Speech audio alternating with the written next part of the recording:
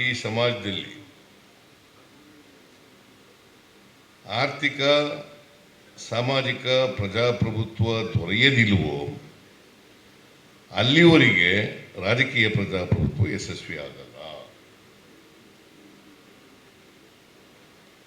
ರಾಜಕೀಯ ಪ್ರಜಾಪ್ರಭುತ್ವ ಯಶಸ್ವಿ ಆಗಬೇಕಾದ್ರೆ ನಮ್ಮಲ್ಲಿ ಸಮಾನತೆ ಬರಬೇಕು. ಮತ್ತೆ ಇವರಿಗೆ ಅವಕಾಶಗಳಿಂದ ವಂಚಿತರಾಗಿರ್ತಕ್ಕಂಥ ಜನರಿಗೆ ಸಾಮಾಜಿಕ ಆರ್ಥಿಕ ಪ್ರಜಾಪ್ರಭುತ್ವ ಬರಬೇಕು ಅಲ್ವಾ? ಈಗ ನಾವು ಅವರು ಏನು ಹೇಳ್ತಾರೆ ಅಂತಂದರೆ, ಈಗ ರಾಜಕೀಯ ಪ್ರಜಾಪ್ರಭುತ್ವ ಪ್ರೆಸಿಡೆಂಟ್ ಆಫ್ ಇಂಡಿಯಾಕ್ಕೂ ಒಂದೇ ಓಟು, ನಮ್ಮೂರಿನ ಬೋರೇಗೌಡನಿಗೂ ಒಂದೇ ಓಟು, ಒಂದೇ ಓಟು. ಆದರೆ ಆರ್ಥಿಕವಾಗಿ ಸಾಮಾಜಿಕವಾಗಿ ಆ ಪರಿಸ್ಥಿತಿ ಇಲ್ಲ.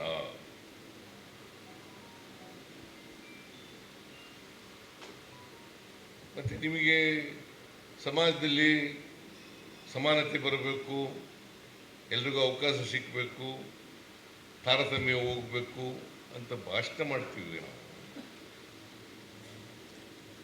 ಸಮಾಜದ ಉದ್ದೇಶ ಈಡೇರಲ್ಲ.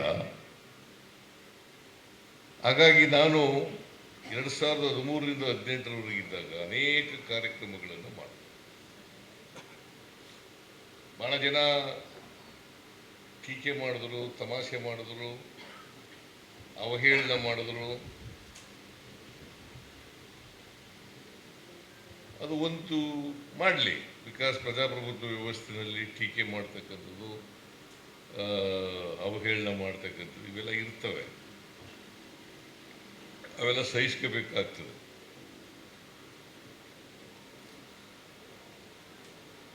ನಾನು 2013 ಮೇ 13ರಲ್ಲಿ ಮುಖ್ಯಮಂತ್ರಿ ಆದ. ಅವತ್ತು ಬಸವಣ್ಣವರ ಜಯಂತಿ. ಅವತ್ತೇ ಪ್ರಮಾಣ ವಚನ ಸ್ವೀಕಾರ ಮಾಡಿದೆ. ನಾವು ಒಬ್ಬನೇ ಸ್ವೀಕಾರ ಮಾಡಿದ್ದು. ಮಾದೇವಪ್ಪ ಹೇಳೋದು, ಬೇರೆ ಯಾರು ಮಂತ್ರಿಗಳು ಅಧಿಕಾರ ಸ್ವೀಕಾರ ಮಾಡಲಿಲ್ಲ, ನಾನು ಒಬ್ಬನೇ ಸ್ವೀಕಾರ ಮಾಡಿದೆ. ನೇರವಾಗಿ ವಿಧಾನಸೌಧಕ್ಕೆ ಹೋದೆ. ಅವತ್ತು ಅದಕ್ಕಿಂತ ಹಿಂದೆ ಚರ್ಚೆ ಮಾಡಿದ್ದೆ ಕೆಲವ್ರ ಜೊತೆ. ನನಗೆ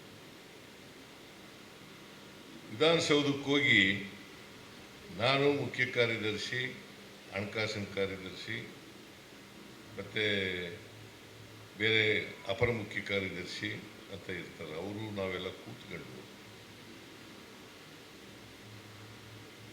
ನಾನು ಕೆಲವು ಕಾರ್ಯಕ್ರಮಗಳನ್ನು ಅವತ್ತೇ ಘೋಷಣೆ ಮಾಡಿದೆ. ಅನ್ನಭಾಗ್ಯ, ಕ್ಷೀರಭಾಗ್ಯ, ಕ್ಷೀರಧಾರೆ, ಕೃಷಿ ಭಾಗ್ಯ, ಈ ಎಲ್ಲ ಕಾರ್ಯಕ್ರಮಗಳನ್ನು ಜಾರಿ ಮಾಡಿದೆ. ಈ ಥರ 5 ಗ್ಯಾರಂಟಿ ಯೋಜನೆಗಳಲ್ಲ ಅವು. ಅನ್ನಭಾಗ್ಯ ಯಾಕೆ ಮಾಡಿದೆ ಅಂತಂದರೆ, ನಾನು ಮುಖ್ಯಮಂತ್ರಿ ಆದಾಗ ಮಾಡಬೇಕು ಅಂತ ನಾನು ಮೊದಲಿಂದ ಕೂಡ ಅಂದ್ಕೊಂಡಿದ್ದೆ. ನಾನು ಹುಡುಗ ಆಗಿದ್ದಾಗ ನಮ್ಮೂರಿನಲ್ಲಿ ಒಂದು 30-40% ನೀರಾವರಿ ಜಮೀನುಗಳಿತ್ತು, ಇನ್ನು 60% ಖುಷ್ಕಿ ಜಮೀನಿತ್ತು. ಯಾರಿಗೆ ನೀರಾವರಿ ಇತ್ತು ಮತ್ತು ಜಾಸ್ತಿ ಜಮೀನಿತ್ತು ಅವರು ಅನ್ನ ಮಾಡೋರು. ಯಾರು ಖುಷ್ಕಿ ಜಮೀನಿತ್ತು ಅವ್ರು ಯಾರೋ ಅನ್ನ ಮಾಡ್ತಿರಲಿಲ್ಲ. ಅನ್ನ ಮಾಡ್ತಿದ್ದದ್ದು ಯಾವಾಗಪ್ಪ ಅಂತಂದರೆ ನೆಂಟರುಗಳು ಬಂದಾಗ, ಹಬ್ಬದ ದಿನಗಳಲ್ಲಿ ಅನ್ನ ಮಾಡೋದು. ಇಲ್ಲರೂ ಅನ್ನ ಮಾಡೋದು. ನಮ್ಮ ಮನೆಯಲ್ಲಿ ಆಗ 6 ಎಕರೆ ಕರಿ ಜಮೀನಿತ್ತು ನಾನು ಹುಡುಗನಾಗಿದ್ದೆ. ಇನ್ನೊಂದು 30 ಎಕರೆ ಖುಷ್ಕಿ ಜಮೀನಿತ್ತು. ನಮ್ಮ ಮನೇಲಿ ಯಾವತ್ತರೂ ಒಂದೊಂದು ದಿನ ಅನ್ನ ಮಾಡೋರು. ಇಲ್ಲರೂ ಸಾಮಾನ್ಯವಾಗಿ ಜೋಳದ ಮುದ್ದೆ, ರಾಗಿ ಮುದ್ದೆ ತಿನ್ಕೊಂಡು ಬೆಳಿಗ್ಗೆನೂ ಅದೇನೆ, ರಾತ್ರಿನೂ ಮಧ್ಯಾಹ್ನನೂ ಅದೇನೆ, ರಾತ್ರಿನೂ ಅದೇನೆ. ನಮಗೆಲ್ಲ ಬ್ರೇಕ್ಫಾಸ್ಟ್ ಇರಲಿಲ್ಲ ಆಗ. ಈಗೆಲ್ಲ ಇಡ್ಲಿ ದೋಸೆ ಅವೆಲ್ಲ ಏನು ಮಾಡ್ತಿಲ್ಲ, ಅವೆಲ್ಲ ಯುಗಾದಿ ಹಬ್ಬಕ್ಕೆ ಇಡ್ಲಿ ತಿನ್ನಬೇಕಾಗಿತ್ತು, ದೋಸೆ ತಿನ್ನಬೇಕಾಗಿತ್ತು. ಅನ್ನ ಉಣ್ಣೋದು ಕೂಡ ಹಬ್ಬಗಳಲ್ಲೇ. ನಾನು ಒಂದೊಂದು ಸಾರಿ ನಮ್ಮ ಮನೇಲಿ ಅನ್ನ ಮಾಡ್ತಿದ್ರಲ್ಲ, ನಮ್ಮ ಅಣ್ಣನಿಗೆ ಸ್ವಲ್ಪ ಅನ್ನದ ಚಟ.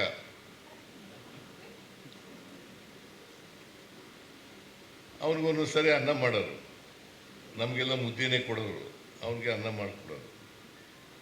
ಈ ನಮ್ಮ ಪಕ್ಕದ ಮನೆಯವರು ಪಾಪ ಅವ್ರ ಮಕ್ಕಳಿಗೆ ಜ್ವರ ಬಂದರೆ, ಇನ್ನೇನು ಬೇದಿ ಆದರೆ, ಆಮೇಲೆ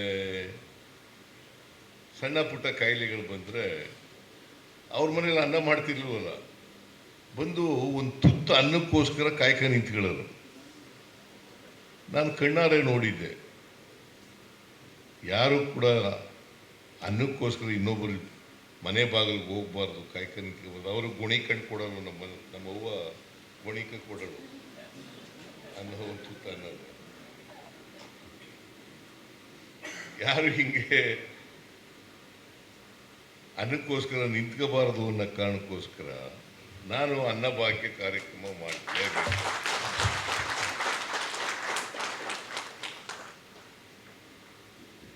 ಇದ್ರ ಮೇಲೆ ಬಹಳ ಚರ್ಚೆಗಳಾದವು. ಸಿದ್ದರಾಮಯ್ಯ ಅನ್ನಭಾಗ್ಯ ಕಾರ್ಯಕ್ರಮ ಜಾರಿಗೆ ಬಂದ್ಬಿಟ್ಟಿದೆ,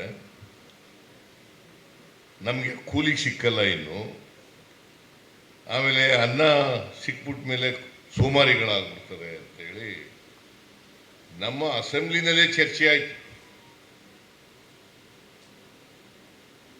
ನಾನು ಮೊದಲನೇ ಅಸೆಂಬ್ಲಿ ಚರ್ಚೆ ಆದಾಗ, ಈಗ ಅವರು MLA ಬದುಕಿಲ್ಲ, ಸತ್ತೋಗ್ಬಿಟ್ಟಿದ್ದಾರೆ, ಗುರುಪಾದಪ್ಪ ನಾಗಮಾರ್ಪಲ್ಲಿ ಅಂತ.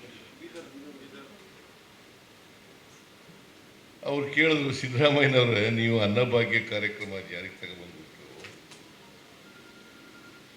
ನಮಗೆ ಕೆಲಸಕ್ಕೆ ಆಳುಗಳೇ ಸಿಕ್ಕಲ್ಲ, ಎಲ್ಲ ಸೋಮಾರಿಗಳು ಮಾಡಿಬಿಟ್ಟಿದ್ದೀರಿ ಅಂತ ಹೇಳಿದ್ರು. ನಾನು ಉತ್ತರ ಕೊಡುವಾಗ, ಮಿಸ್ಟರ್ ಗುರುಪಾದಪ್ಪ, ನೀವು ಒಬ್ಬರು ಗೌರವಾನ್ವಿತ ಸದಸ್ಯರು, ಇಲ್ಲಿ ಭಾಳ ಅನುಭವ ಆಗಿದೆ. ಈ ಅನ್ನಭಾಗ್ಯ ಕಾರ್ಯಕ್ರಮ ತಂದಿರತಕ್ಕಂಥದ್ದು ಓಟ್ಗೋಸ್ಕರ ಅಲ್ಲ, ಪ್ರಚಾರಕ್ಕೋಸ್ಕರ ಅಲ್ಲ. ನಮ್ಮಮ್ಮ, ನಮ್ಮ ಅಜ್ಜಿ ಹೇಳ್ತಿದ್ಲಿ ಯಾವಾಗಲೂ, ಅನ್ನ ಮಾಡಿದ್ರು ಕೂಡ ಹೊಟ್ಟೆ ತುಂಬ ಇಟ್ಟು ಬಾಯಿ ತುಂಬ ಅನ್ನ ಅಂತ ಹೇಳ್ತೀವಿ. ಹೊಟ್ಟೆ ತುಂಬ ಇಟ್ಟು ಬಾಯಿ ತುಂಬ ಅನ್ನ ಅಂತ ಹೇಳ್ತೀವಿ. ನಮಗೆ ಬರೀ ಅನ್ನನೇ ಹಾಕೊಡ್ತೀನಿಲ್ಲ, ಎಲ್ಲ ಮುದ್ದೆ ತಿಂದ ಮೇಲೆ ಆಮೇಲೆ ಸ್ವಲ್ಪ ಅನ್ನ ಹಾಕ್ತಾರೆ.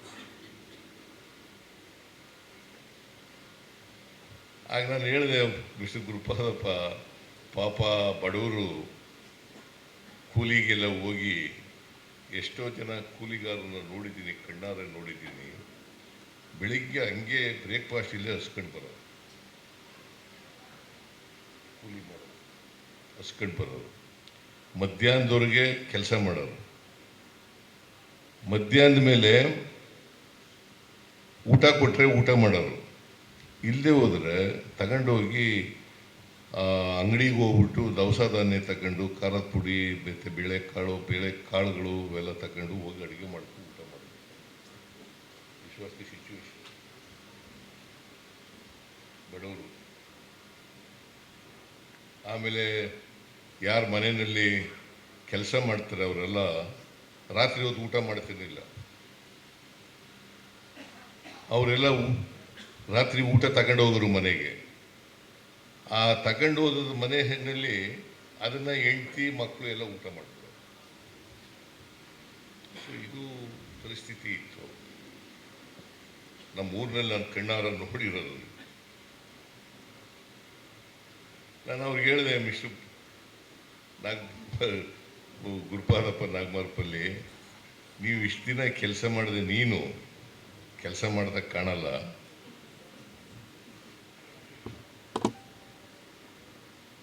ಪಾಪ